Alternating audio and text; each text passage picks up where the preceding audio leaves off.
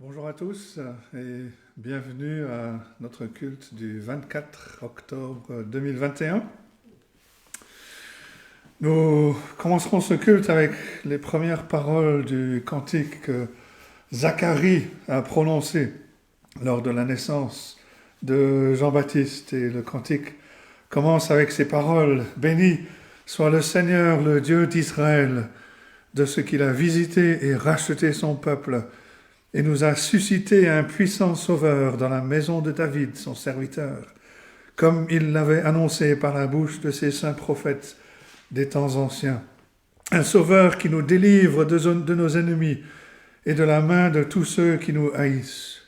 C'est ainsi qu'il manifeste sa miséricorde envers nos pères et se souvient de sa sainte alliance, selon le serment par lequel il avait juré à Abraham notre père de nous permettre, après que nous serions délivrés de la main de nos ennemis, de le servir sans crainte, en marchant devant lui dans la sainteté et dans la justice tous les jours de notre vie. Et nous allons chanter un cantique qui est inspiré de ce cantique de Zacharie. C'est le numéro 53. Cantique numéro 53. Béni soit à jamais le grand Dieu d'Israël, l'auteur de tous les biens, tout-puissant, éternel, qui, touché de nos cris et de notre misère dans nos calamités, s'est montré notre Père. Cantique numéro 53.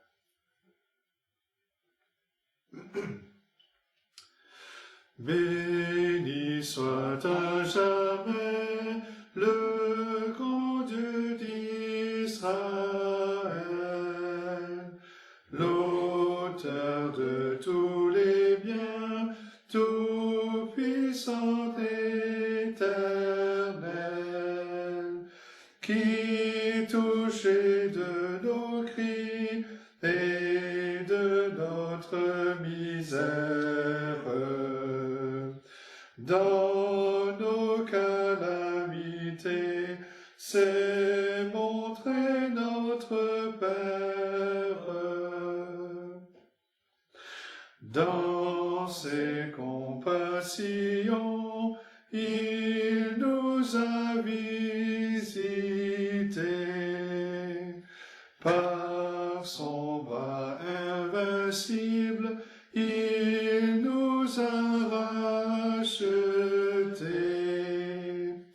Et malgré nos péchés, ce Dieu tendre et propice a fait lever sur nous le soleil de justice. Tous les peuples assis dans l'ombre de la mort se lèveront joyeux à la voix du Dieu fort, éclairé désormais par sa vive lumière. Ils connaîtront leur Dieu, leur Sauveur et leur Père. Il conduira nos pas au chemin de la paix, et ce divin Sauveur remplira nos souhaits. Nous l'aimerons toujours, nous lui serons fidèles, et nous vivrons heureux à l'ombre de ses ailes. Je vous invite à nous tourner dans la prière. Prions. Notre Dieu, notre Père céleste, nous nous courbons devant toi et nous t'adorons parce que tu es le grand Dieu, le seul vrai Dieu, créateur de toutes choses. Toute la création élève sa voix pour chanter ta grandeur, chanter ta perfection, chanter ta sagesse, ta toute-puissance. Et nous te louons parce que tu es notre Dieu, tu es le créateur de l'univers, celui qui maintient toutes choses, celui qui dirige toutes choses, mais tu es aussi un Dieu de miséricorde, un Dieu de grâce. Et tu as choisi d'aimer un peuple. Tu as choisi de réconcilier ce peuple avec toi, d'en faire tes enfants, de leur donner cet accès libre dans ta présence, non pas à cause de nos œuvres ou de nos mérites, mais à cause de l'œuvre parfaite et des mérites de notre Seigneur Jésus-Christ, notre substitut. Nous te louons, notre Dieu, de ce que tu nous l'as donné. Tu as donné ton propre Fils pour accomplir notre salut, pour nous réconcilier avec toi, pour subir la colère à notre place, pour que nous ayons cette paix avec toi, cette intimité avec toi, pour que nous puissions connaître l'adoption dans ta famille. Nous qui par nature étions des enfants de colère, par ta grâce, tu nous as fait de nous tes propres enfants, les enfants du Dieu vivant. Et nous te bénissons, notre Dieu, parce que cela est immérité. Nous n'avons rien fait pour que tu nous regardes, que tu viennes nous chercher dans nos péchés, dans la mort. Mais c'est par grâce que tu nous as aimés, c'est par grâce que tu nous as donné la vie, c'est par grâce que tu nous fais avancer jusqu'au jour où nous serons dans ta présence pour te louer, pour te servir de manière parfaite, sans péché, sans imperfection, sans crainte, sans souffrance, sans mort. Te louons pour cette espérance glorieuse que tu nous donnes, pour cet héritage qui nous est réservé. Nous te louons pour ce privilège de te connaître et de pouvoir nous approcher de toi. Nous te louons, notre Dieu, pour ces instants comme ce matin où nous pouvons nous retrouver ici à Chalon, ou même à travers ces moyens modernes de communication, nous pouvons avec nos frères et sœurs dans différents endroits, nous pouvons faire lever nos cœurs vers toi, faire lever notre adoration et notre reconnaissance parce que tu le mérites, parce que tu en es digne. Et nous te prions, notre Dieu, de nous venir en aide. Nous sommes conscients de notre faiblesse, conscients que nous sommes bien incapables de te louer comme il te faut. Nous sommes si faibles, nos esprits sont peuvent si facilement se détourner et penser à autre chose. Nous te prions, notre Dieu, que ton esprit nous vienne en aide, que nous soyons attentifs à ce que nous chantons, à la parole que nous allons lire et dont nous allons entendre une explication et une application.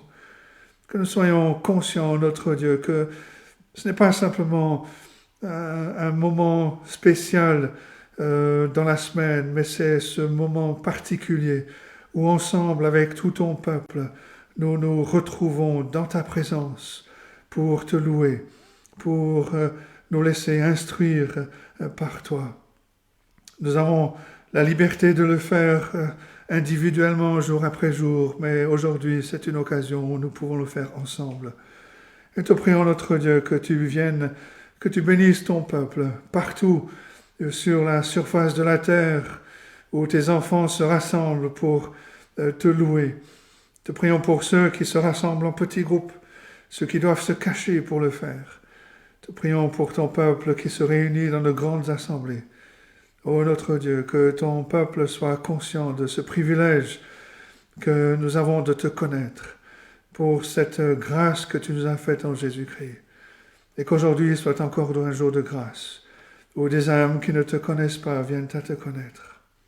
Viens bénir ces instants, viens conduire ce temps ensemble, viens conduire ton peuple et reçois toute la reconnaissance et l'adoration de nos cœurs, parce que nous te le prions dans le nom de notre Seigneur et Sauveur Jésus-Christ. Amen. Ce matin, nous allons avoir 2 lectures dans le livre des psaumes, et vous garderez la page parce que nous allons lire un premier psaume qui est le psaume 111. Nous chanterons un cantique et puis nous verrons ensuite le psaume 112. Ce sont 2 psaumes qui vont très bien ensemble, qui se ressemblent dans leur structure. Ce sont deux psaumes alphabétiques. Après l'exhortation « Louez l'Éternel » en hébreu « Alléluia », chaque clause commence avec la lettre suivante dans l'alphabet. Il y a 22 lettres en hébreu. Il y a donc le même nombre de clauses dans les 2 psaumes. Il y a 2 clauses dans les versets 1 à 8 et il y a 3 clauses dans les versets 9 et 10. Et chacune donc commence avec la lettre suivante dans l'alphabet hébreu. Et tout d'abord, le psaume 111, il a pour thème la perfection des œuvres de Dieu dans la création, la providence et la grâce. Et l'auteur veut que le peuple de Dieu, que les croyants connaissent Dieu et que cette connaissance amène à une adoration sans fin, sans limite. Dans son recueil « Le butin du roi », Charles Spurgeon écrit ceci: « Toutes les œuvres de l'Éternel sont grandes, que ce soit dans leur conception, leur taille, leur nombre ou leur excellence. Ceux qui aiment leur Créateur perçoivent qu'il y a beaucoup plus que ce qui paraît à la surface. » Et bien entendu, l'œuvre la plus étonnante, l'œuvre qui nous émerveille peut-être le plus, c'est la grâce de Dieu. Et encore, Spurgeon écrit: « L'alliance de la grâce est le plan de la grande œuvre que le Seigneur accomplit pour son peuple. Et il ne s'en détournera jamais. Son décret divin a établi l'alliance de sa grâce comme une institution éternelle. La rédemption par le sang apporte la preuve que l'alliance ne peut pas changer, car il la ratifie et l'établit au-delà de toute révocation. » Et le psalmiste le dit au verset 7 que c'est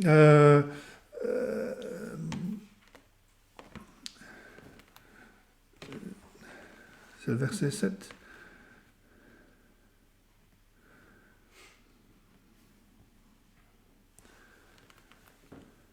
C'est à la fin du verset 5. Il se souvient toujours de son alliance. Je pense au verset 7 du psaume 112, qu'on verra tout à l'heure. Dieu a établi pour toujours son alliance. Et encore une fois, Spurgeon dit ceci: « Le peuple du Seigneur prend plaisir dans l'alliance elle-même. Elle procure au racheté une source intarissable de consolation. » Et pour résumer ce que Spurgeon dit, il dit: cette consolation, on la trouve en pensant à l'ancienneté de cette alliance, à la certitude de l'alliance, à l'immuabilité de l'alliance. Elle ne change pas. À la plénitude de l'alliance. Toutes choses nous sont données en Christ, à l'héritage qui est gardé, qui est assuré dans cette alliance, et surtout à la grâce qui est contenue dans cette alliance. Et il conclut: les enfants de Dieu discernent dans cette alliance une durabilité, parce que la grâce en est la base, la condition, la dynamique, les contreforts, la fondation et la clé de voûte. L'alliance est un trésor empli de richesses, un grenier qui regorge de nourriture, la charte de la paix et un havre de joie. Lisons donc le psaume 111. Louez l'Éternel. Je louerai l'Éternel de tout mon cœur dans la réunion des hommes droits et dans l'assemblée. Les œuvres de l'Éternel sont grandes, recherchées par tous ceux qui les aiment. Son œuvre n'est que splendeur et magnificence, et sa justice subsiste à jamais. Il a laissé la mémoire de ses prodiges. L'Éternel est miséricordieux et compatissant.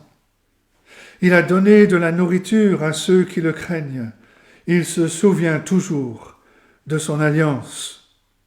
Il a manifesté à son peuple la puissance de ses œuvres en lui livrant l'héritage des nations.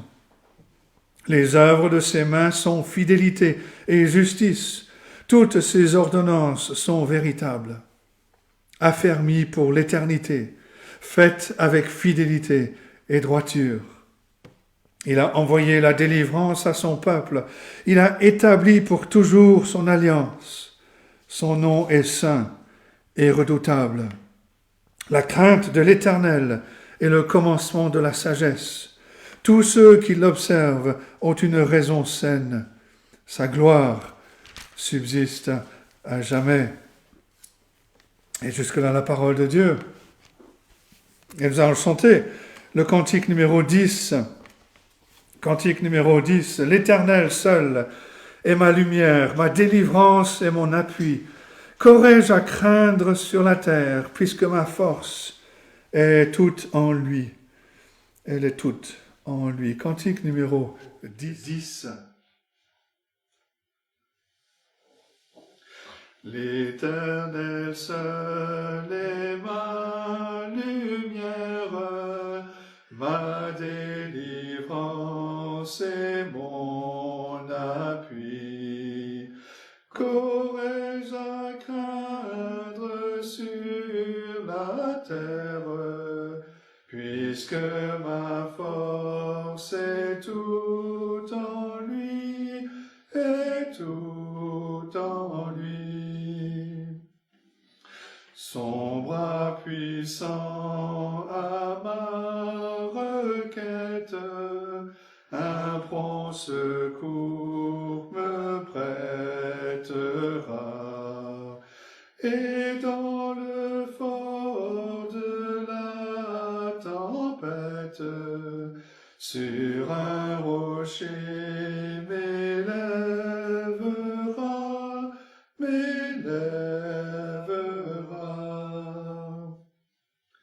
Réponds-moi donc, j'attends ta grâce. Seigneur, exauce ton enfant.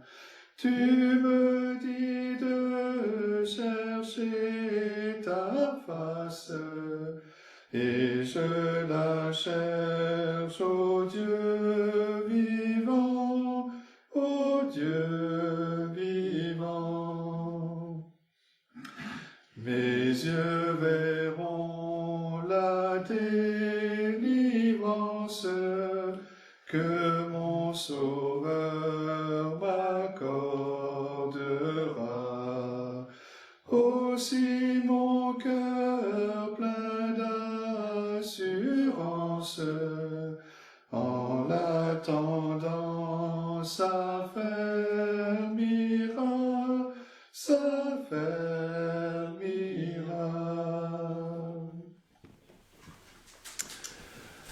Et donc nous allons lire le psaume 112.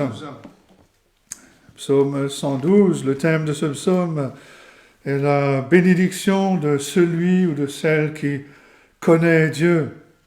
Si le psaume 111 décrit la gloire de Dieu, ce psaume 112 parle du reflet de la gloire de Dieu qui se voit dans ses enfants, dans son peuple. Le psaume 111 parle de Dieu, le Père céleste. Le psaume 112 décrit les enfants qui sont renouvelés à son image. Le psaume commence de la même manière avec cette exhortation « Louez l'Éternel ». Il est destiné à donner gloire non pas à l'homme, mais à Dieu, à lui rendre gloire et honneur pour sa grâce qui se manifeste dans les enfants qu'il a rachetés. Et ceux qu'il rachète sont sur un fondement solide.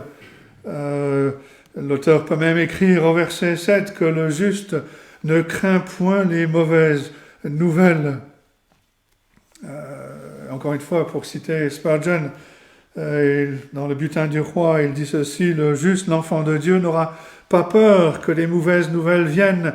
Il ne sera pas alarmé quand elles viendront. Les rumeurs et les rapports, il les méprise. Les mauvaises prophéties ventilées par les bouches fanatiques, il les ridiculise. L'information réelle et vérifiée de douleur, de perte, de détresse, il la porte avec sérénité et abandonne tout entre les mains de Dieu. Et comme le psalmiste le dit, son cœur est ferme, confiant en l'Éternel. Et là encore, Spurgeon commente, il dit ceci, l'enfant de Dieu n'est ni inconstant ni lâche. S'il est indécis quant au chemin, il est toujours fixé dans son cœur. Il peut changer son plan, mais pas le but de son âme. Son cœur étant fixé dans une solide confiance en Dieu, un changement dans ces circonstances ne l'affecte que légèrement. La foi l'a rendu ferme et solide, et même si le pire devait arriver, il reste dans le calme, car il attend le salut de Dieu.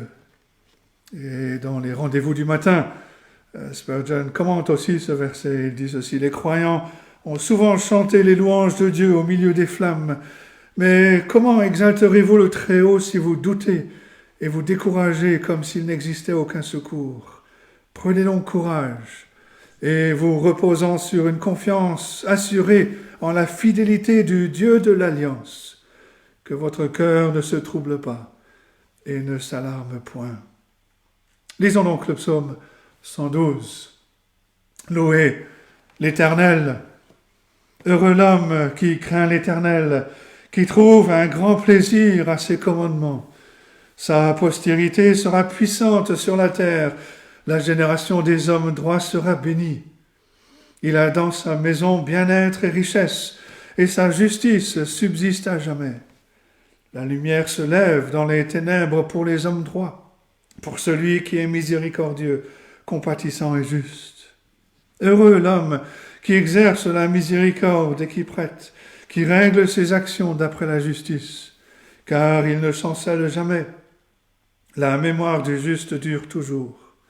Il ne craint point les mauvaises nouvelles. Son cœur est ferme, confiant en l'Éternel. Son cœur est affermi. Il n'a point de crainte, jusqu'à ce qu'il mette son plaisir à regarder ses adversaires. Il fait des largesses. Il donne aux indigents. Sa justice subsiste à jamais. Sa tête s'élève avec gloire. Le méchant le voit et s'irrite. Il grince des dents et se consume. Les désirs des méchants périssent. Et jusque-là, la parole de Dieu. Avant de laisser la place à Jean-Claude pour le message, nous allons chanter au cantique numéro 254. Cantique numéro 254. Mon Sauveur, je vous...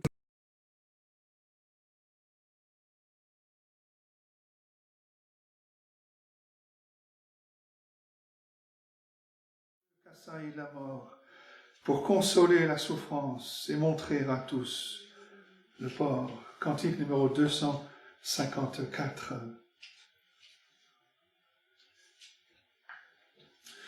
Mon Sauveur, je voudrais être comme un écho de ta voix, pour proclamer au doux Maître le mystère de ta croix, pour parler de délivrance à ceux qu'assaille la mort, pour consoler la souffrance et montrer à tous le port.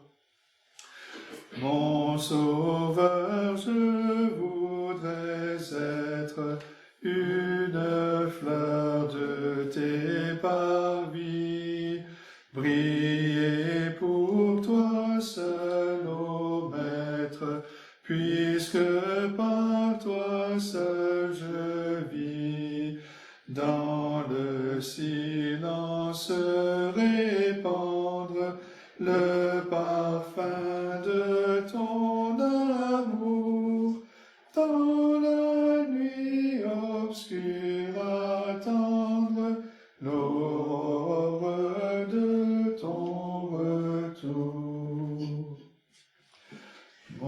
sauveur, je voudrais être sur le sentier ténébreux, un faible reflet au maître de ton éclat radieux, luire sur la sombre route du cœur perdu loin de toi, dissiper la nuit du doute par la clarté de la foi.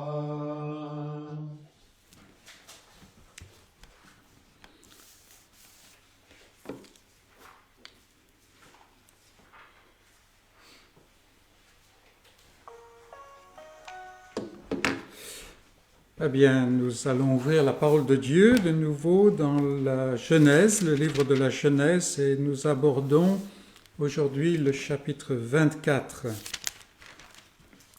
C'est un long chapitre, un chapitre qui présente certaines répétitions, pas tout à fait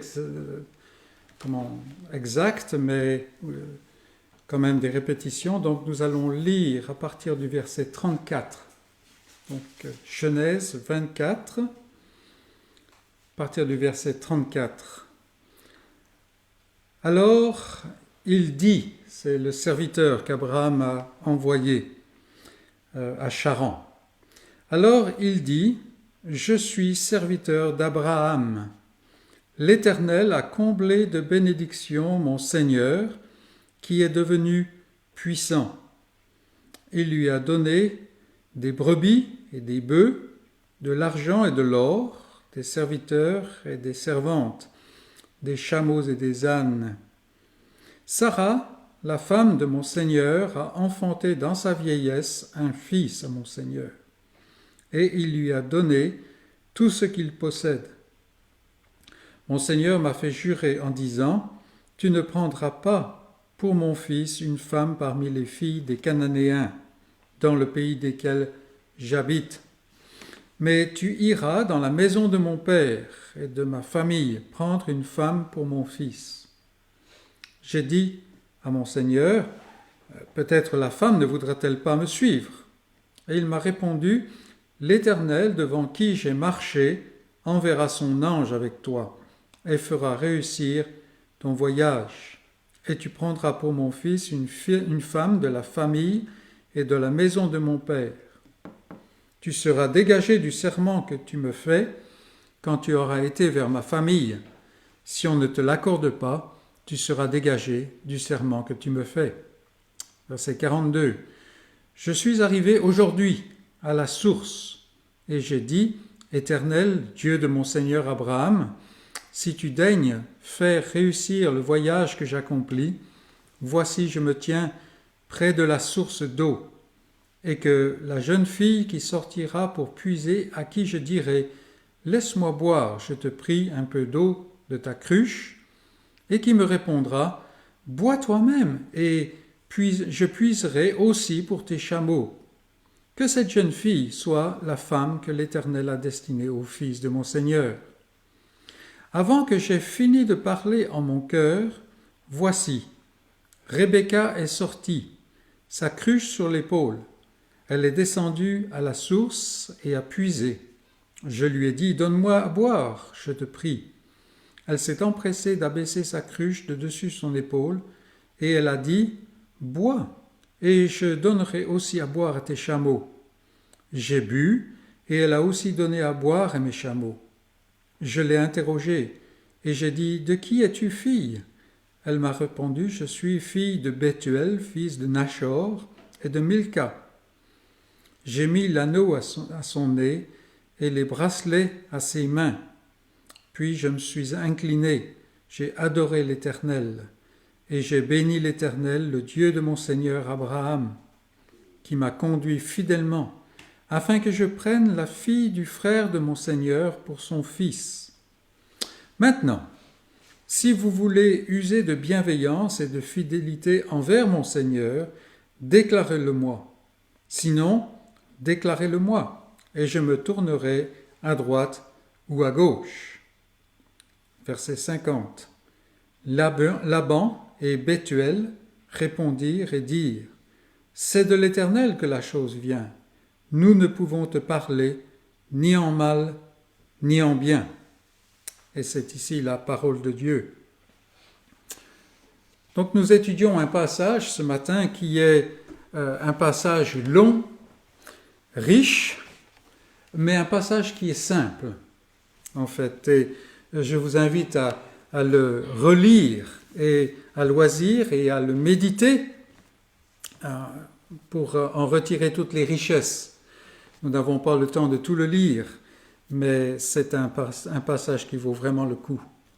Chapitre 24, donc. Mais avant d'examiner ce passage, on va le faire dans un moment, j'aimerais revenir pendant un temps sur ce que nous avons vu la semaine dernière, dans le chapitre 23. En effet, au travers de coutumes qui peuvent paraître étranges, Dieu enseigne une dimension cruciale de son plan de salut. Et je voudrais que nous puissions nous focaliser encore une fois là-dessus. En voyant Abraham passer une grande partie de tout un chapitre à insister pour acheter un lieu sépulcral alors qu'on lui offrait gratuitement, on peut s'interroger sur les raisons de cela. Nous savons, je l'espère, que ces hommes d'autrefois, ces patriarches, on dira, ne faisaient rien sans raison. Et par ailleurs, beaucoup de croyants aujourd'hui, face à la débauche d'excès qui est liée aux funérailles, seront plutôt enclins à faire les choses simplement, de façon un peu à sourire. J'ai dit, moi, du moment qu'on me met dans un sac en plastique et puis on fait un trou dans le fond du jardin, ça ira bien. Parce que c'est vraiment un business, toutes ces histoires de funérailles, n'est-ce pas ? Et à un moment où on n'a pas besoin de ces choses-là. Donc on est tenté à peut-être les prendre d'une manière un petit peu désinvolte, ou tout au moins essayer de faire les choses sans trop d'esbrouf. Et là, on voit Abraham, par exemple, passer tout ce temps simplement pour acquérir un champ, tout au moins une caverne, une grotte, pour y mettre le corps de Sarah, la dépouille de Sarah. Et donc, on a besoin de se poser des questions, n'est-ce pas ? Pourquoi est-ce qu'Abraham agit ainsi ? On a déjà regardé ça la semaine dernière, mais j'aimerais revenir là-dessus pour souligner certaines choses. Et la première chose à dire est que le patriarche désirait lui aussi faire les choses décemment, mais sans excès. Il parle, par exemple, au verset 8 du chapitre 23, d'ôter son mort de devant ses yeux. Sarah, elle, est partie en ce qui concerne Abraham. Tout ce qui reste, c'est une dépouille qui déjà est aux prises avec la corruption. Et c'est pour ça qu'il faut qu'il se débarrasse de son mort. Alors, pourquoi cette insistance sur l'achat de la grotte de Macpéla, de la caverne de Macpéla, et pourquoi toutes ces tractations ? Tout un chapitre, n'est-ce pas ? Et c'est là que nous voyons toute la dimension de l'alliance, c'est-à-dire du fait que Dieu s'est engagé par serment à faire quelque chose pour régler la question du péché, et qu'il l'a fait, qu'il a promis de le faire afin de manifester la gloire de son Fils et la gloire de sa grâce. Cette promesse a été faite à l'origine au serpent, en présence du couple d'origine, Adam et Ève. Et cette promesse a été transmise de génération en génération. Nous avons ces généalogies dans les premiers chapitres de la Genèse. Et puis voilà qu'elle se précise. Il y a un zoom qui est fait sur la famille, la lignée d'Abraham. Et tous les détails que nous avons vus dans son expérience depuis qu'on étudie ce passage, cette famille, ne sont que des pointeurs, tous ces détails ne sont que des pointeurs qui précise les éléments de cette promesse. Mais nous sommes toujours sur la promesse, et la promesse est sûre. C'est quelque chose qui est acquis, déjà, parce que c'est Dieu qui a promis, et il a promis par serment. Mais la promesse n'est pas pour maintenant. Et c'est ce que Dieu a révélé à Abraham. Vous vous rappelez le temps où il fait alliance avec Abraham, il lui a demandé de couper les animaux. Et en attendant, Abraham a eu ce temps de dépression où il lui a été révélé que ses descendants seraient eux-mêmes esclaves, mais qu'après, ils reviendraient dans le pays. Donc la promesse, elle est sûre, mais elle n'est pas pour maintenant. Et c'est donc pour cela que le vieil homme, ici Abraham, insiste pour acheter le lieu de sépulture de son clan. Même dans la mort, la promesse de la vie est sûre, mais la mort va intervenir avant. Et Dieu lui a promis, tu iras dans le chemin de tes pères rempli de jours, et c'est ce qui va se passer. Mais la promesse est sûre, mais pas pour maintenant. Par exemple, dans le sacrifice d'Isaac, un chapitre plus tôt, le chapitre 22, n'est-ce pas? Abraham a vu le jour de Christ. C'est ce que nous dit le Nouveau Testament. Il a vu le jour de Christ, il s'en est réjoui et il l'a salué. C'est-à-dire, sa foi s'en est saisie à pleine main, si on pourrait le dire. Mais, comme le précise la lettre aux Hébreux, il l'a salué de loin. De loin. Il sait qu'il va se passer du temps avant que ces choses s'accomplissent. Un peu comme aujourd'hui, nous savons que le Seigneur revient, mais il y a certaines choses qui doivent se produire avant. Il l'a salué de loin. Et donc Abraham achète la caverne de Macpéla par la foi dans la promesse de Dieu, par la foi dans l'alliance de Dieu. Mais qu'est-ce que tout cela a à faire avec moi, qui est un croyant qui vit dans un monde réputé moderne, très différent, n'est-ce pas, dans une culture complètement différente de celle d'Abraham. Qu'est-ce que cela a à faire avec moi? Eh bien, tout simplement parce que cette dimension alliantielle de la foi est cruciale à la vie dans ce monde. Je vis avec le déjà de la promesse, mais aussi dans le pas encore de la complète réalisation de cette promesse. Oui, Christ est venu, mais Christ n'est pas encore revenu, n'est-ce pas? Et donc, c'est tout à fait actuel. Vivre par la foi n'est pas quelque chose de vague. Aujourd'hui, on entend des gens dire « je vis par la foi ». Alors, on aurait du mal à comprendre ce qu'ils veulent vraiment dire, et je pense que si on leur demandait, ils auraient du mal à l'expliquer. Alors, ça n'est pas ce que la Bible dit. Ce n'est pas ce dont la Bible parle ici. Vivre par la foi, ce n'est pas quelque chose de vague, mais c'est quelque chose de crucial. On ne peut pas vivre en croyant en dehors de vivre par la foi.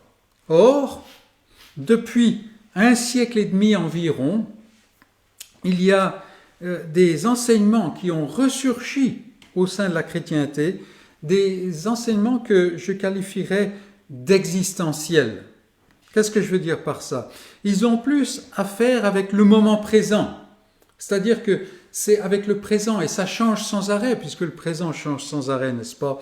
Ça a plus à faire avec mon bien-être, qu'il soit spirituel ou matériel. Et il y a une dimension de cela dans la foi.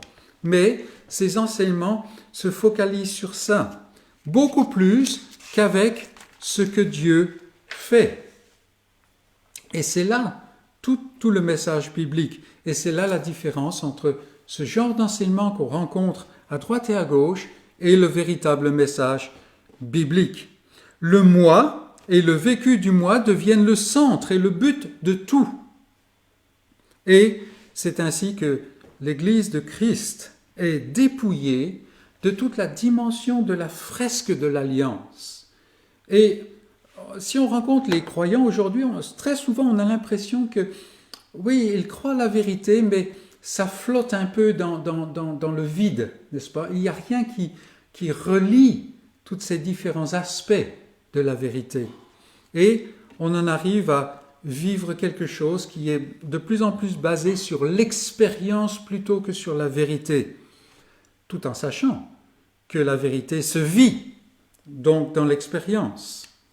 Donc le moi et ce que je vis deviennent le centre de tout. Et c'est ainsi, donc on a perdu cette dimension de la fresque, de tout le panorama de ce que Dieu fait, de cette grande œuvre de grâce que Dieu accomplit et qui touche et qui touchera les extrémités du monde, à la fois de manière géographique, mais historique aussi.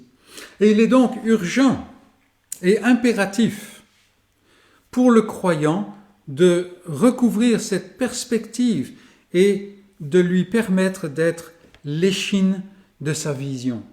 C'est-à-dire que ce que je vois de ce que Dieu fait doit être guidé par cette grande échine, cette grande ligne qui va depuis le début jusqu'à la fin et qui me permet d'organiser toute chose. Cette œuvre de grâce que Dieu accomplit, que ça devienne vraiment la force de ma vision. Il est important pour chacun de nous de réfléchir et de méditer cela et de le vivre dans le quotidien de nos vies. Et c'est important. Donc là, on retrouve vérité et expérience, mais dans la bonne priorité. Et puis, nous arrivons au chapitre 24. Donc, on a fini les tractations. Abraham a enterré son mort dans cette caverne qui est le seul endroit dont jamais il sera propriétaire en Canaan. Et nous arrivons au chapitre 24 et nous trouvons exactement la même chose. Ce qui s'y passe est de façon prééminente une histoire de l'alliance, un maillon en direction de l'accomplissement de la promesse de Dieu. Il y a plusieurs manières d'aborder ce passage. On peut y voir une belle histoire d'amour, et c'est une belle histoire d'amour, quoique un peu différente des histoires d'amour d'aujourd'hui, peut-être. On y voit une histoire de la providence de Dieu aussi. C'est merveilleux, comment Dieu arrange toutes choses, et ainsi de suite. Mais avant tout, c'est l'histoire de l'alliance.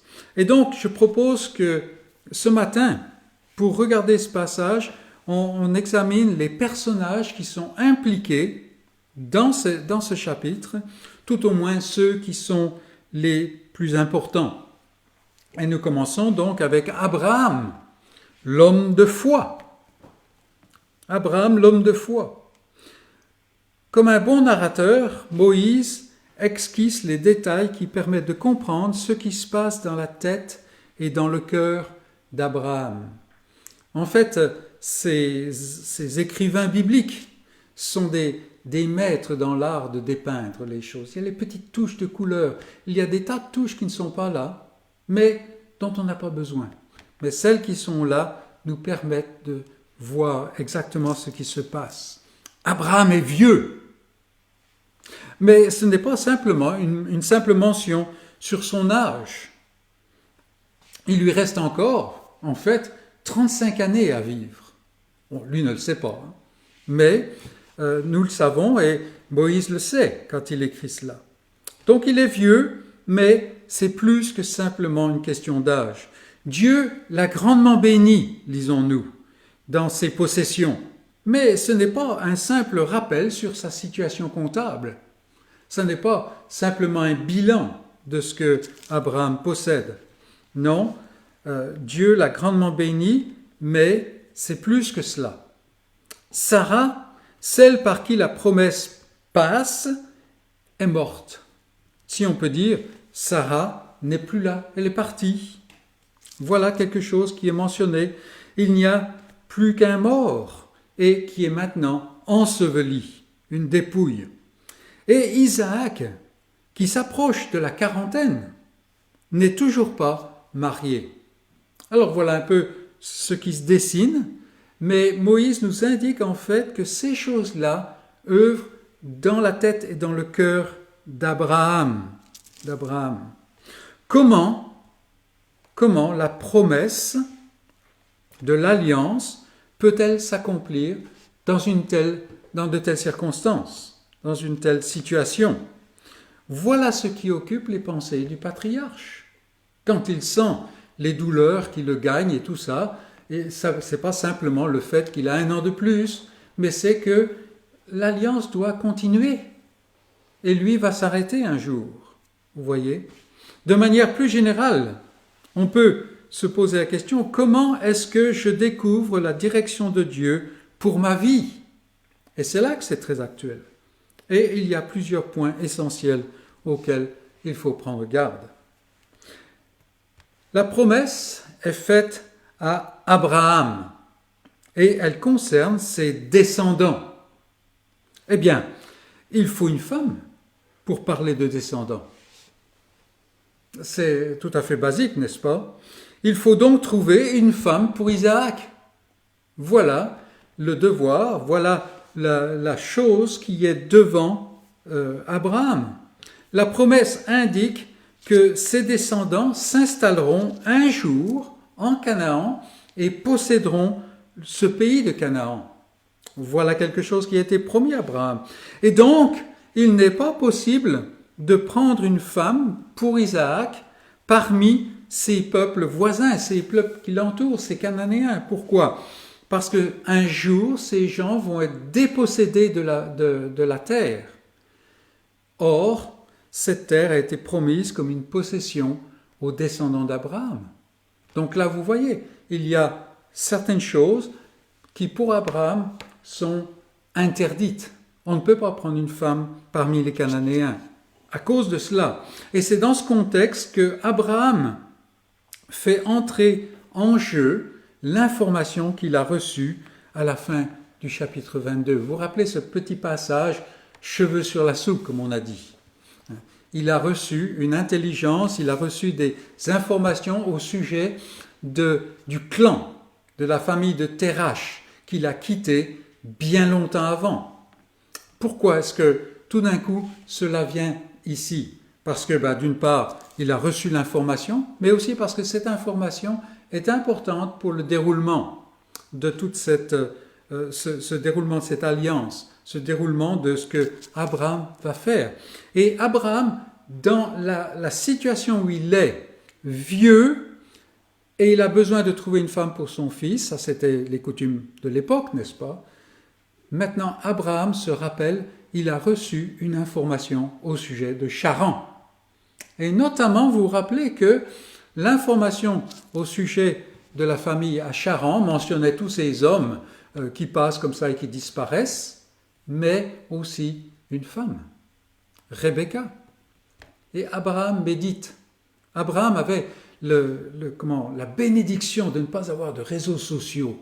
Il n'avait pas toutes ces sollicitations, n'est-ce pas? Alors il pouvait méditer à l'entrée de sa tente. Et il médite. À quoi sert cette information? Pourquoi est-ce qu'elle m'est venue après toutes ces années, maintenant, là? Et de nouveau, des nouvelles du clan de Térache, loin, à Charan. Et la chose n'est pas innocente, la chose n'est pas anodine. Et Abraham, tout pris dans ses interrogations, comment est-ce que l'alliance va se poursuivre? Eh bien, Abraham est conscient que cette information n'est pas anodine.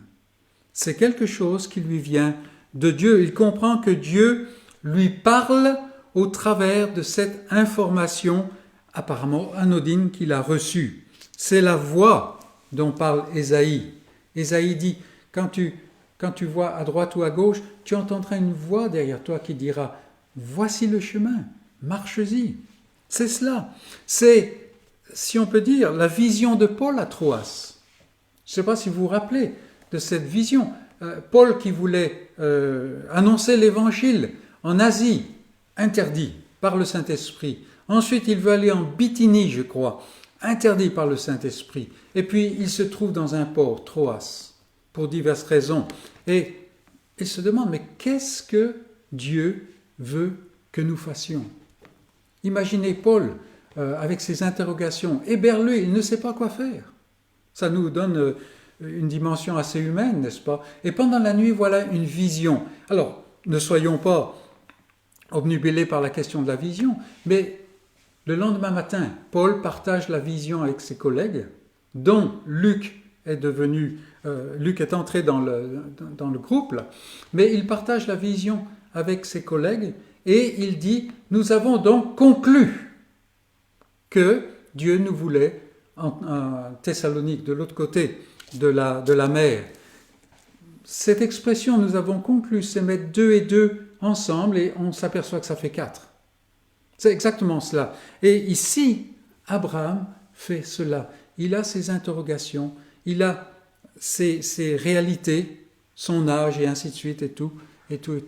Et voilà, l'information vient et il met 2 et 2 et finit par 4. Ouais, tout simplement cela. Il comprend que Dieu lui parle. C'est la voix de Dieu. Et nous faisons bien de prendre en compte la direction de Dieu, à la fois objective et subjective. Il y a des interrogations, il y a des absolus et il y a des circonstances. Et il est impossible de légiférer sur ce que Dieu fait. On ne peut pas dire parce que Dieu a fait cela dans ma vie, il doit agir comme cela dans la vôtre. Et même, on ne peut jamais dire parce que Dieu a agi tel jour, de telle manière dans ma vie, qu'il va faire cela tout le temps. Absolument pas. On ne peut pas légiférer sur ce que Dieu fait, hormis qu'il avance sans cesse vers son grand dessein de la gloire de son Fils au travers d'un peuple racheté. Et c'est cela qui doit nous occuper. Je ne prends pas mes désirs pour des réalités. Je ne suis pas le centre de la chose, n'est-ce pas? Je ne me place pas au centre de tout. Au contraire, prenant mes désirs, prenant ma situation en compte, j'ouvre les yeux, j'ouvre les oreilles pour saisir ce que Dieu veut.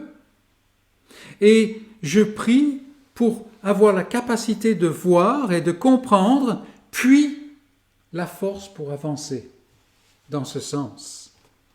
Et c'est ainsi que l'Éternel avance, l'Éternel œuvre dans nos vies. C'est quelque chose de, pas d'indéfinissable, parce que c'est définissable, mais c'est quelque chose qu'on n'arrive pas à décrire. C'est un peu comme un parfum. Et effectivement, en réalité, c'est une question d'une communion tendre et intime avec Dieu. Ce Dieu qui nous aime, ce Dieu qui est un Père. Et c'est ainsi. Et les autres autour de nous peuvent dire « Mais pourquoi est-ce que tu agis ainsi ?» On pourrait dire à Abraham « Mais pourquoi est-ce que tu fais cela ?» Même pour nous qui sommes dans une culture très différente de la sienne, c'est surprenant ce qu'il est en train de faire. Mais c'est sur la base de ce que Dieu lui dit. Donc vous voyez, il y a des choses tout à fait objectives. Il est vieux, il a son fils est toujours célibataire, sa femme est décédée et ainsi de suite. Et il y a des choses qui sont subjectives. Dieu lui parle. L'information, objective, n'est-ce pas? Mais qu'est-ce que l'information veut dire? Et là, Abraham met en action, met en œuvre cette relation avec Dieu, cette relation d'amour, cette relation de grâce. C'est une question de cette communion intime. S'il y a des questionnements, il y a aussi une sérénité qui se fonde sur la nature de Dieu. Et il y a de l'action, c'est-à-dire qu'Abraham agit. Et si je puis dire, au risque d'être mécompris, mais vous me comprendrez, il y a un temps où il n'est plus temps de prier. Il faut avancer. Il faut avancer. Et comme le dit le texte, Abraham est vieux.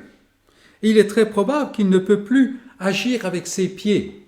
Il ne peut plus aller chercher une épouse pour son fils. Mais il va donc agir avec ses ordres et avec sa sagesse. Mais il agit et il appelle son serviteur.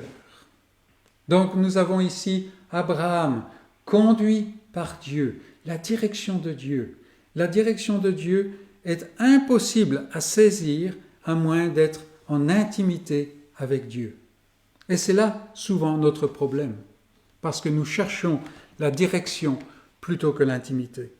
Il appelle son serviteur, et donc nous nous tournons vers le deuxième personnage de notre passage, le serviteur qui est une image du vrai serviteur. Donc c'est notre deuxième point. Et la question, bien sûr, qui se pose à tous nos esprits, c'est est-ce que ce serviteur est l'Éliézer qui est mentionné au chapitre 15 ? Celui que Abraham dit, mais ça va être mon héritier. Alors, rien n'est dit, sinon qu'il est le plus ancien de sa maison et qu'il est l'intendant de tous ses biens. Alors, peu importe si c'est Éliézer ou quelqu'un d'autre, mais c'est vraiment celui qui est le plus ancien. Et dans la culture de l'époque, il est celui qui, en fait, représentait Abraham et tant que celui-ci était en vie. Tant qu'Abraham vit, le serviteur est la personne la plus importante dans la maisonnée d'Abraham. Ça, c'était la culture. Abraham décède, c'est Isaac qui prend cette place. L'héritier n'est pas parvenu à maturité jusqu'à la mort du père. Paul, par exemple, va s'en servir dans les Romains de cette image. C'est ce serviteur, donc voilà. Pour moi, c'est Éliézer, vous l'avez compris. Donc il est celui qui représente Abraham tant qu'Abraham est en vie. Et voilà que le maître lui confie une mission. Et c'est une mission difficile. Les détails de la mission sont difficiles, mais le fait même de la mission est difficile. Parce que si Abraham décède comme ça, un jour ou l'autre, Isaac va décéder et c'est Éliézer qui hérite. Mais là maintenant, Éliézer est cherché d'aller trouver une épouse pour l'héritier, si bien que lui, en fait, est dépossédé de tout. Il n'y a aucun moyen qu'il puisse hériter un jour des biens d'Abraham, ce qui était le cas avant qu'Isaac vienne. Alors, si par exemple on regardait une série de meurtres, vous savez les trucs à la télé là, alors tout de suite, il serait suspect, parce que la première chose qu'il aurait à faire, c'est concocter la mort d'Isaac, parce que lui, il bénéficie. Mais la Bible n'est pas une de ces séries ridicules, n'est-ce pas ? Non, en fait, c'est un vrai serviteur. Il a une mission difficile, en fait. Et c'est une mission qui a besoin d'un serviteur comme cela. Nous allons le voir, quelqu'un qui devient un moins que rien, en quelque sorte. Il s'oublie complètement. Et nous avons besoin de revenir à ce concept du serviteur. Donc, une mission difficile qui lui est confiée, parce que Abraham est rempli de foi en raison de ce que nous avons vu dans notre premier point. Il sait que la chose va réussir. Quand Abraham confie la mission à son serviteur, il sait que la chose va réussir, même s'il n'a aucune preuve à produire pour affirmer, pour montrer sa certitude, sinon celle à laquelle la foi est sensible. Et c'est ce que nous avons vu. La foi d'Abraham est sensible au fait que Dieu a promis et que le Dieu qui a promis est capable, ou même il est incapable de ne pas accomplir sa promesse. Abraham sait ça par la foi. Il s'en saisit et c'est réel. Et donc, la mission qu'il confie à son serviteur, dont il ne connaît pas les détails, sinon qu'il faut aller à Charan chercher une femme, il sait qu'elle va réussir. Pourquoi ? Parce que Dieu est le Dieu de l'alliance. Donc Abraham est rempli de foi. Il sait que la chose va réussir et ce serviteur obéit. Mais remarquez, la sagesse avec laquelle il obéit. La première chose que le serviteur dit, n'est pas « oui, mon Seigneur, je vais le faire », mais « et si la femme ne veut pas venir ?» Parce qu'il faut tracer un cadre, n'est-ce pas? Et c'est très important pour nous. Suivre par la foi la direction de Dieu ne veut pas dire faire abstraction de sagesse, faire abstraction de contingence. Il veut bien servir son maître, sans question, si on peut dire. Mais que faire si la demoiselle ne veut pas venir? Lui aussi a foi en Dieu. Et nous le voyons ici. Il n'évoque pas la possibilité qu'il n'y aura pas de demoiselle. Peut-être même est-ce qu'il a entendu parler de Rebecca. Mais peut-être qu'elle ne veut pas venir. Vous voyez, la foi du serviteur se révèle dans des petits détails. Notre foi n'est-elle pas parfois bien ancrée en nous-mêmes, plus qu'en Dieu, ce qui donne trop de réalité à nos doutes? Oui, je sais que le salut de Dieu est absolument certain, mais je ne suis pas sûr que moi je peux être sauvé. Et vous voyez, tout de suite, on a changé le centre de référence. Le centre de référence devient le moi. Résultat, je passe ma vie dans le doute, alors que le salut est certain parce que Dieu l'a promis. Et il l'a promis en Christ, pour des pécheurs. Donc vous voyez, si la demoiselle refuse de venir et que les Cananéennes sont hors jeu, qu'est-ce que je dois faire, mon maître Abraham? Voilà ce que le serviteur demande. Est-ce qu'il faut que je prenne Isaac et que je l'emmène à Charan? Et puis là, peut-être qu'un jour, il y aura une femme qui sera là. Et la chose est impossible. Et Abraham lui interdit par 2 fois. Et lui dit, veille à ne pas emmener mon fils à Charan. Pourtant, il faut aller à Charan. C'est impossible, puisque la promesse concerne Canaan.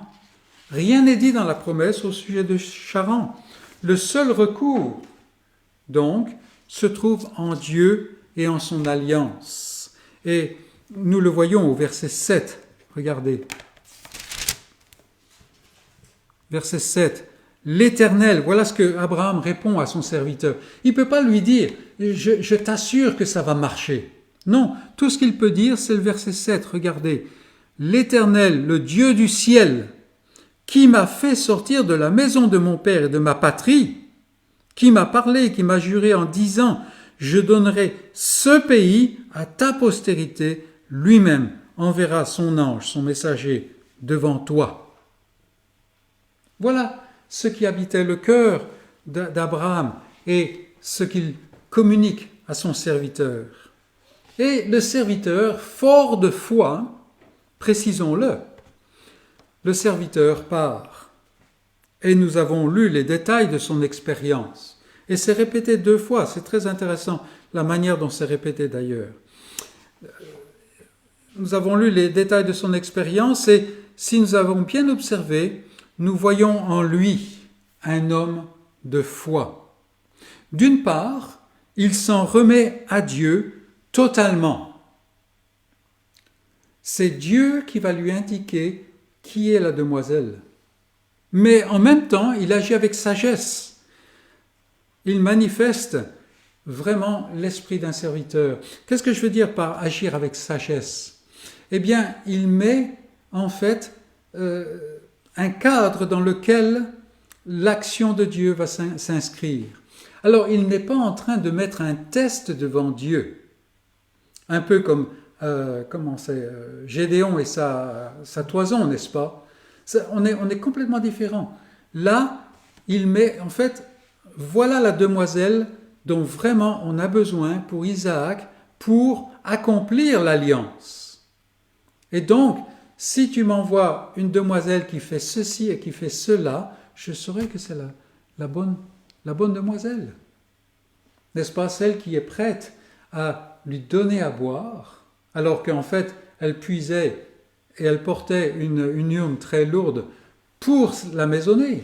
Mais d'abord, elle accepte de donner au serviteur. Et puis en fait, elle va plus loin.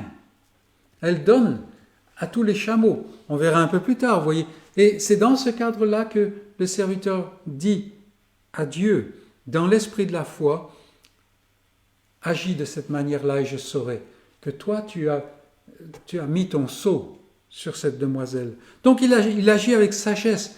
La direction de Dieu n'empêche pas la sagesse, au contraire. Et en plus, cet homme manifeste sans cesse l'esprit d'un serviteur. Il ne dépasse jamais son statut. C'est très intéressant, parce qu'il a un statut qui est très important dans la maisonnée d'Abraham, mais il est toujours serviteur. Il ne cesse de mentionner et d'invoquer l'Éternel, le Dieu de mon Seigneur Abraham. Verset 12, verset 26, verset 42, verset 48. L'Éternel est bien évidemment son Dieu à lui aussi. Mais le serviteur est en mission. Et en mission, il est serviteur d'Abraham. Et c'est ainsi qu'il se présente. Il ne se présente jamais en son propre nom. Et en cela, mes amis, il nous donne une belle image très claire du serviteur par excellence, du serviteur avec un S majuscule. Le Fils, envoyé dans une mission difficile, part, il s'offre sans hésiter, sans restreinte. Il supporte la difficulté du voyage, ces 30 et quelques années, sur cette pauvre terre, face à l'opposition de pécheurs. Il le fait. Il est aussi, lui, un étranger, un voyageur. Il n'a nulle part pour reposer sa tête, n'est-ce pas? Mais il ne recule devant rien. Surtout, il se fait moins que rien. C'est lui qui se déshabille, s'enveloppe d'un linge et lave les pieds de ses disciples, de ceux qui doivent le suivre. C'est lui qui se soumet au fait de ne pas savoir certaines choses, bien qu'il soit Dieu. Chose qui est pratiquement impossible pour nous à saisir. Il ne prend pas en compte son bien-être, ni ses droits. Le fait que, de droit, il est Dieu. Non, il se fait serviteur comme un homme. Comme le montre le Nouveau Testament, la volonté de son maître le nourrissait. Et rappelez-vous, chapitre 4 de Jean, quand il est au bord du puits, il est épuisé. Il n'a pas pu aller avec les disciples jusqu'à la ville. Et ils reviennent avec des victuailles. Et c'est certain que normalement il devrait manger, il devrait se précipiter là-dessus. Mais qu'est-ce qu'il dit? En fait, il dit non, il y a quelque chose d'autre qui est plus important pour moi. Et la volonté de son Père, c'était ça sa nourriture. Si bien que, parlant à une pécheresse et l'amenant dans la liberté des enfants de Dieu, alors lui, c'est comme s'il a mangé un grand repas. Exactement la même chose ici. Le serviteur par excellence, la volonté de son maître, c'était sa nourriture. Le zèle de la maison que Dieu bâtissait en lui le dévorait. C'est ce que ses disciples ont vu. Et ce serviteur ici, serviteur d'Abraham, il met de côté la nourriture. Il arrive dans la maison de Laban, de Bethuel. On s'occupe des chameaux, on s'occupe de leur laver les pieds à ces hommes qui ont fait tout ce voyage, et puis on leur sert un repas. Et au contraire de toutes les règles de décence de l'époque, ce serviteur, il écarte le repas. Ça fait plusieurs jours qu'il est en voyage, avec du sandwich, n'est-ce pas? Là, il écarte le repas. Pourquoi? Parce que déjà, il a une mission, et il faut qu'il accomplisse la mission avant cela. Avant cela. Il est au service de son maître. Il ne mange pas avant que l'affaire de son maître soit conclue. C'est ce passage que nous avons lu, n'est-ce pas? Le lendemain matin, alors qu'il aurait pu se reposer d'un long voyage avant de reprendre un long voyage, il repart de suite au mépris des convenances de l'époque. Pourquoi? Parce qu'il est au service de son maître.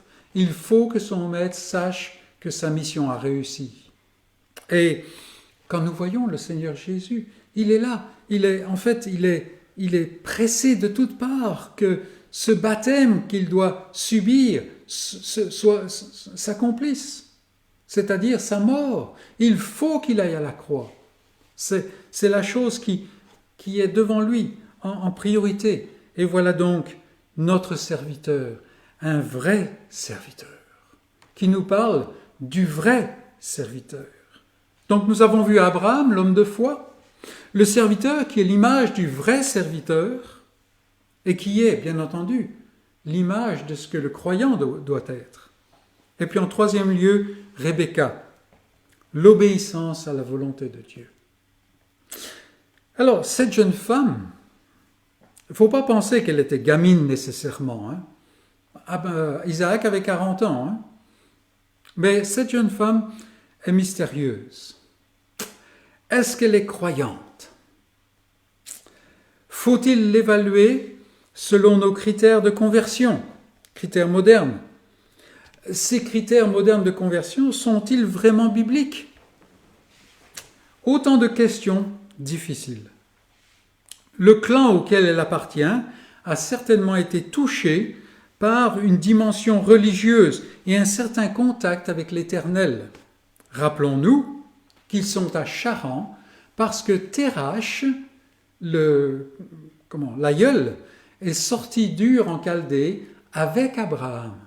Donc il y a eu, vous vous rappelez, c'était pas très très clair, il y a eu une certaine réponse à un certain appel quelque part. Mais ils se sont arrêtés à Charan, ils sont tous restés là. Ils connaissent quelque chose de l'Éternel, c'est vrai, comme le montre notre passage d'ailleurs, si on le lit bien. Mais il est clair qu'ils ne sont pas dans la même logique qu'Abraham.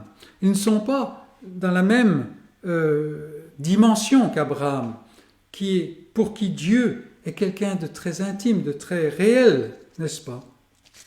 Dieu pour Abraham, c'est quelqu'un qui est là. Pour eux, c'est quelqu'un qui existe, mais on ne sait pas plus. Donc il y a une certaine dimension religieuse, et ce que nous voyons un peu partout autour de nous. Mais qu'en est-il de Rebecca? Franchement, il faut le dire, on ne sait pas. On ne sait pas. Il est vrai qu'elle manifeste des traits de caractère qu'on aimerait voir chez tous les chrétiens. Ce qu'elle fait envers le serviteur et envers les chameaux du serviteur, et à ouvrir la maison, à même être prête à ouvrir la maison au nom de ses parents, ça c'est des choses qui sont louables, mais cela ne suffit pas. Cela ne suffit pas. Il est peut-être bon de dire que ça n'a pas trop d'importance ici. Notre époque est peut-être trop obnubilée par la dimension d'expérience, de ce qu'on peut voir. Voilà, il faut qu'on voit que quelqu'un s'est converti. Est-ce que c'est vraiment biblique? Qui est-ce qui peut nous dire quand est-ce que les apôtres se sont convertis, par exemple?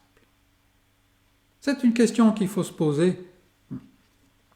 Ce qui importe ici, et ce qui importe souvent, ce qui importe de relever ici, c'est surtout l'attitude et l'action de Rebecca face à l'appel de Dieu, face à la vocation que Dieu lui adresse. Et il est facile de manquer cette dimension. En fait, dans ce passage-ci, Rebecca se trouve dans la même situation qu'Abraham à l'origine. Dieu l'appelle dans le confort, Dieu appelle Abraham dans le confort d'Ur en Chaldée, cette grande métropole, n'est-ce pas? Et il l'appelle pour aller dans un pays qu'il ne connaît pas. Il ne sait même pas où il va. Il avait tout à perdre. Et le témoignage de la Bible est clair. Il part sans hésiter. Ce n'est que dans la puissance de la foi que lui donne Dieu qu'il trouve la force de partir. Une foi qui fixe ses regards, comme le dit Hébreu, sur la cité qui a de solides fondements. La cité dont Dieu est l'architecte et constructeur, quelque chose qui n'appartient pas à cette terre. Et Rebecca est face à la même vocation. la même vocation. Et elle fait de même. Elle répond, elle réagit de la même manière qu'Abraham. Et la conclusion donc est claire, que recevant la vocation de Dieu, c'est par la foi qu'elle obéit et qu'elle part vers Canaan. Peu importe de savoir quand est-ce que ça s'est passé, comment ça s'est passé, quoi. Regardez, elle part, elle monte sur le chameau le lendemain matin par la foi, tout autant qu'Abraham. Et cela doit nous suffire. Cela nous montre que cette femme, qui qu'elle ait été, est une femme de foi. C'est une femme qui est bonne, on pourra dire, pour l'alliance de Dieu. Et c'est Dieu qui l'a préparée pour ça. Elle part par la foi pour Canaan. Elle ne sait pas ce qu'elle va trouver, mais c'est la vocation de Dieu, et Dieu œuvre dans son cœur de telle manière à ce qu'elle voit que c'est la vocation de Dieu. Ses yeux sont sur la promesse de Dieu. Et mes amis, n'est-ce pas ici une image vraie de l'Église, l'épouse de Christ? L'épouse de Christ a tout à perdre en vivant comme épouse de Christ. Ça ne va lui amener que des ennuis dans ce monde. C'est ce que nous connaissons tous, n'est-ce pas? Mais n'est-ce pas aussi une image de ce qu'est le croyant et de comment il devrait réagir face à toutes ces choses qui peuvent être des obstacles, des ennuis, des difficultés, des choses impossibles? Il réagit par la foi. Par la foi. C'est-à-dire qu'il s'engage sur la promesse de Dieu. Est-ce que je vais tenir? Est-ce que vraiment Christ est ce...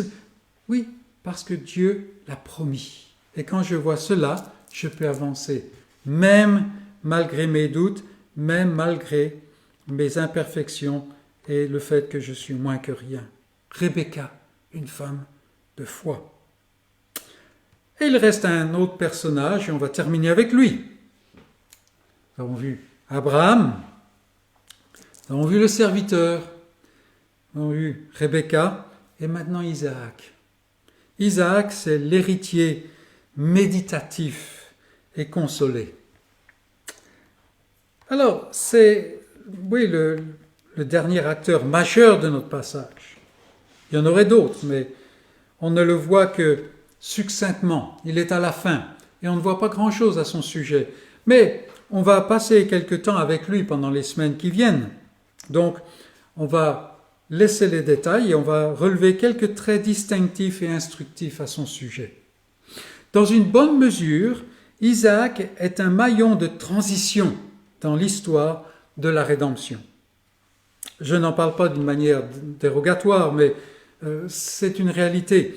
Pour la plupart, il est dans l'ombre de son géant de père, Abraham. Mais Isaac est quand même un caractère moindre, on peut dire. Même dans les quelques chapitres qui viennent, on ne le voit pas vraiment sur le devant de la scène. Du moins, pas comme son père, ni comme plus tard, comme son fils Jacob. Jacob va, il faut aller jusque dans les chapitres 49-50. Et on a toujours Jacob. Isaac, c'est quelques chapitres seulement, n'est-ce pas? Toutefois, Isaac n'est pas une ombre sans consistance. Il est un maillon réel dans l'histoire de la rédemption. Et si, par exemple, vous vous sentez « Oh, je n'ai pas vraiment d'importance, je ne peux pas être quelqu'un d'important comme un tel ou une telle, ou ainsi de suite », sans demander à ces gens s'ils se voient de cette manière-là. Alors sachons que si nous sommes dans la promesse de Dieu, nous avons de la valeur. Isaac n'est pas quelqu'un sans valeur. Sans lui, il n'y aurait pas eu de Jacob, par exemple. Il est aussi un homme de foi. Et nous verrons, je l'espère dans les semaines qui viennent, que sa foi brille aussi d'un éclat très fort. C'est un co-héritier de la promesse. Ne l'oublions pas. Selon Hébreux 11, lui aussi, comme Abraham, attendait la cité qui a de solides fondements. C'est un homme qui entretient aussi une intimité vivante avec le Seigneur. Le texte ici semble indiquer qu'il était dans les champs pour communier avec celui qui en fait lui a fait les promesses. Celui qui a déjà pourvu un substitut pour son salut. N'oublions pas que Isaac était au sommet du mont Morija et que, adolescent comme il est impossible qu'il n'ait pas su ce que son père allait faire et qu'il ne s'est pas soumis à ce que Dieu avait promis. C'est impossible. C'est pour ça que Abraham a pu le lier. Rappelons-nous que Isaac était là. Isaac a vu toutes ces choses. C'est celui qui connaît le Dieu qui a fait la promesse. Donc, il sait que Dieu a pourvu un substitut, quelque part, un jour. C'est celui avec qui Abraham parle pendant toutes ces années. Sa foi se fixait sur Jéhovah Jireh, sur l'Éternel qui pourvoit. Vous vous rappelez le nom qui a été donné au mont Morija. C'est là que Dieu pourvoira. Et Dieu a pourvu, n'est-ce pas? Isaac semble aussi que sa foi était vraiment réelle.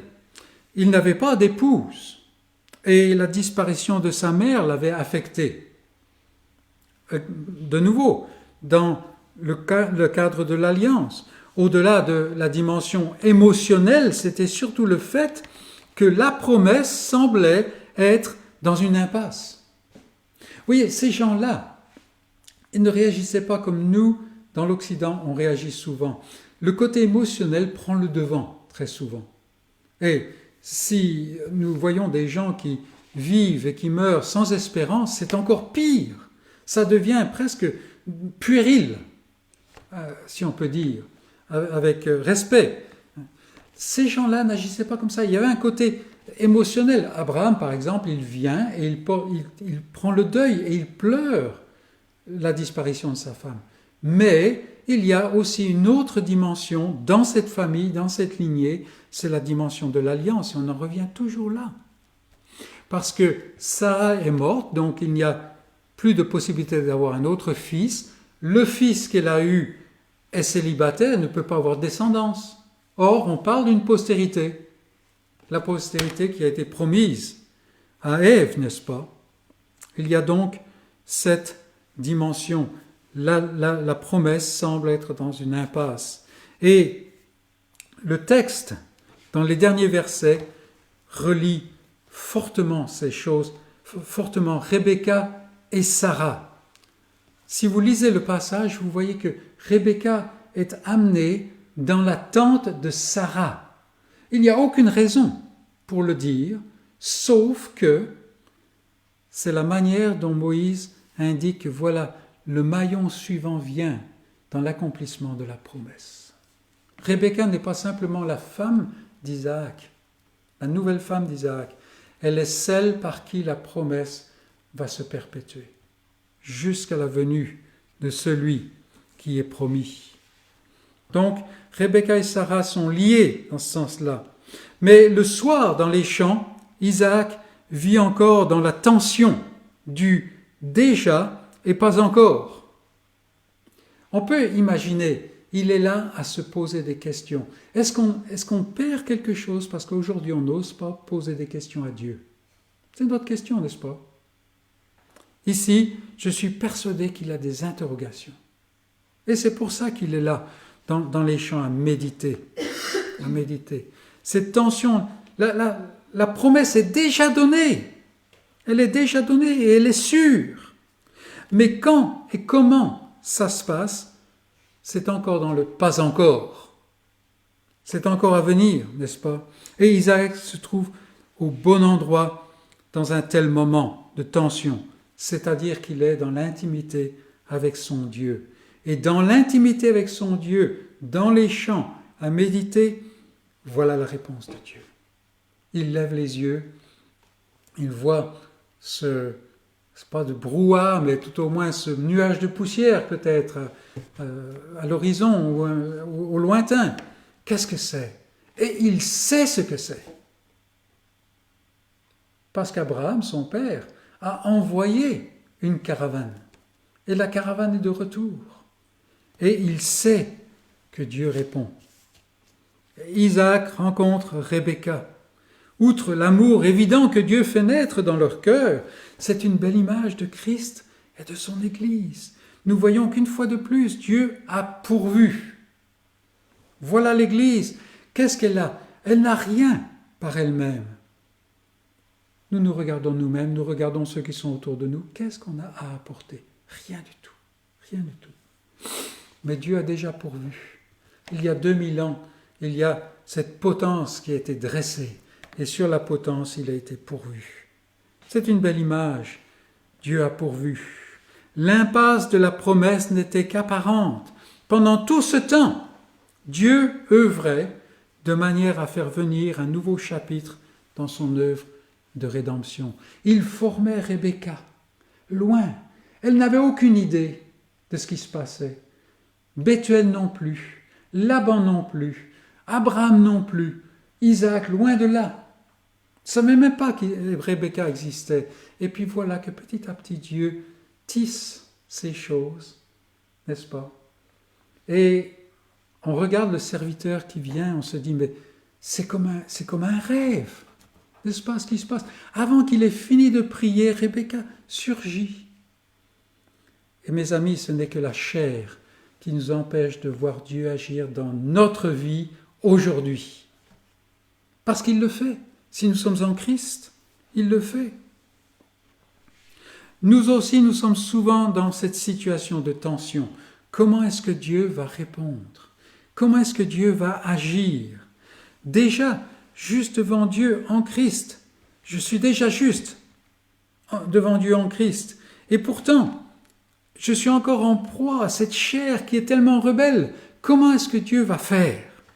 Puisse le Seigneur nous donner par la foi et dans sa grâce la solution d'Isaac, seul dans la solitude des champs, à méditer.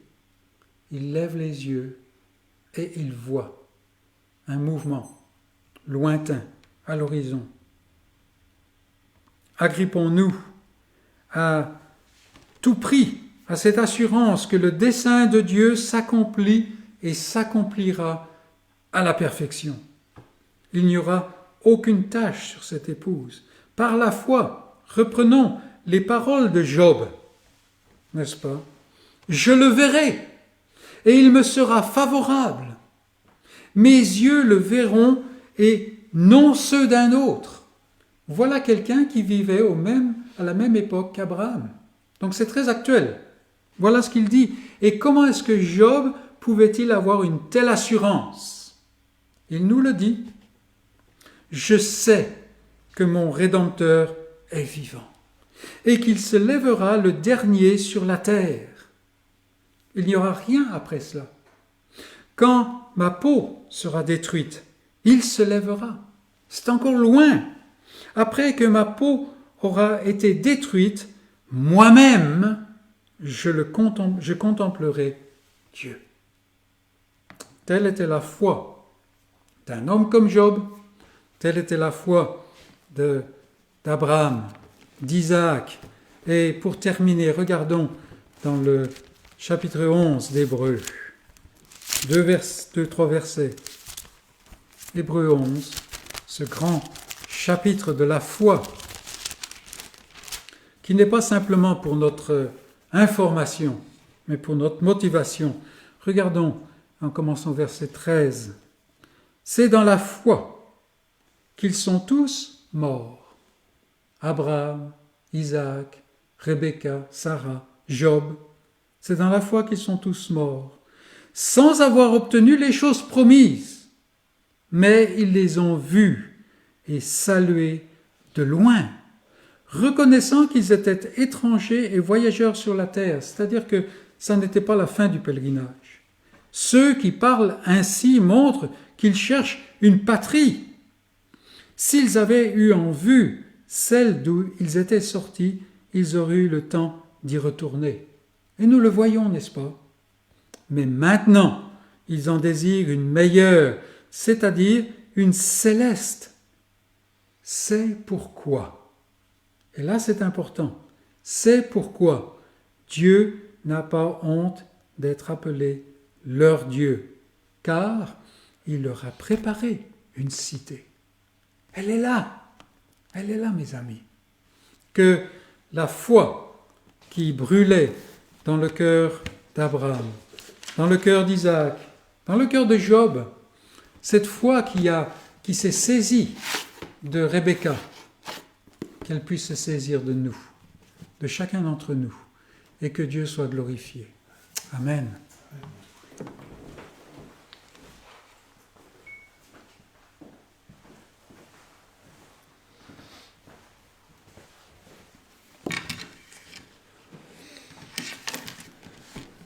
Avant de terminer par un dernier cantique, une annonce, n'oubliez pas que le week-end prochain, on passe à l'heure d'hiver.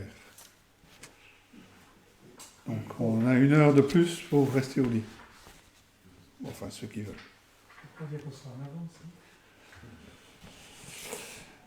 Et pour terminer, donc, nous allons chanter au cantique numéro 204.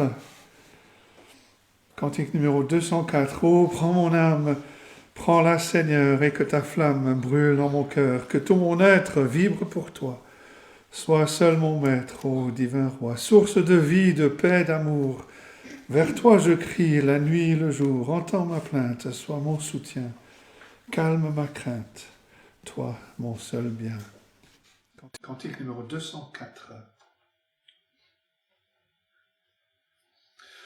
Oh, prends mon âme, prends-la Seigneur, et que ta flamme brûle en mon cœur, que tout mon être vibre pour toi, sois seul mon maître, ô divin roi, source de vie, de paix, d'amour. Vers toi je crie la nuit, le jour. Entends ma plainte, sois mon soutien.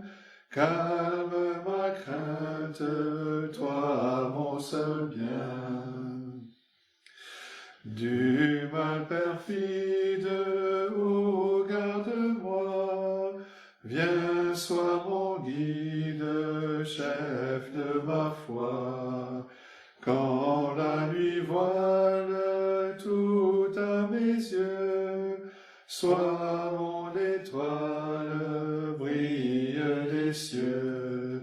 Source de vie, de paix, d'amour, vers toi je crie la nuit, le jour. Entends ma plainte, sois mon soutien, calme ma crainte, toi mon seul bien. Voici l'aurore d'un jour nouveau, le ciel se dore de feux plus beaux. Jésus s'apprête, pourquoi gémir? Levons nos têtes, il va venir. Source de vie, de paix, d'amour, vers toi je crie la nuit, le jour. Entends ma plainte, sois mon soutien. Calme ma crainte, toi mon seul bien. Et nous allons conclure avec ces paroles de l'apôtre Paul que l'on trouve dans sa lettre aux Colossiens, chapitre 3. Que la parole de Christ demeure en vous dans toute sa richesse. Instruisez-vous et exhortez-vous les uns les autres en toute sagesse, par des psaumes, par des hymnes, par des cantiques spirituels, chantant à Dieu dans vos cœurs, en vertu de la grâce. Et quoi que vous fassiez, en parole ou en œuvre, faites tout au nom du Seigneur Jésus, en rendant par lui les actions de grâce à Dieu le Père. Amen. Bon dimanche et bonne semaine à tous.